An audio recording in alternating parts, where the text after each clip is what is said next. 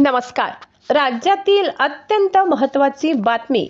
महाराष्ट्रातील रिक्त होणाऱ्या 7 राज्यसभा जागांपैकी 4 जागांवर भाजपने आज उमेदवारांची घोषणा केली असून पक्षाचे ज्येष्ठ नेते विनोद तावडे यांना राज्यसभेवर संधी देण्यात आली आहे. तसेच केंद्रीय राज्यमंत्री रामदास आठवले यांना पुन्हा एकदा भाजपने आपल्या कोट्यातून राज्यसभेवर घेण्याचा निर्णय घेतलाय.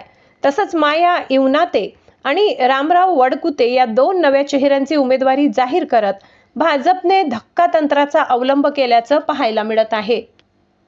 भाजपने राज्यसभा निवडणुकीसाठी आपली पहिली यादी काल जाहीर केली होती. त्यानंतर आज महाराष्ट्रातील 4 उमेदवार जाहीर केले आहेत. राज्यसभा निवडणुकीसाठी काल पक्षाचे राष्ट्रीय अध्यक्ष नितीन नवीन यांना बिहारमधून उमेदवार म्हणून जाहीर करण्यात आलं असून सत्ताधारी भाजपने काल राज्यसभा निवडणुकीसाठी एकूण 9 उमेदवारांची यादी जाहीर केली आहे. महाराष्ट्रात राज्यसभेच्या 7 पैकी 6 जागांवर महायुतीकडून उमेदवार दिले जाण्याची शक्यता असून 7व्या जागेवर महाविकास आघाडीतील 3 पक्ष मिळून एक उमेदवार देणार आहेत. महायुतीतील 6 पैकी 4 जागांवर भाजप तर राष्ट्रवादी आणि शिवसेना प्रत्येकी एका जागेवर उमेदवार देणार आहेत. भाजपच्या वाट्याला येणाऱ्या 4 जागांसाठी विनोद तावडे, रामदास आठवले यांच्यासह धैर्यशील पाटील, विजया रहाटकर यांच्यासह अनेक नाव चर्चेत होती. यातील तावडे आणि आठवले यांच्या नावावर पक्षाकडून शिक्कामोर्तब करण्यात आलं. मात्र इतर 2 जागांवर भाजपने नव्या चेहऱ्यांना संधी दिली. उमेदवारीसाठी कुठेही चर्चेत नसलेल्या माया इवनाते आणि रामराव वडकुते यांच्या नावाची आज पक्षाकडून घोषणा करण्यात आली आहे.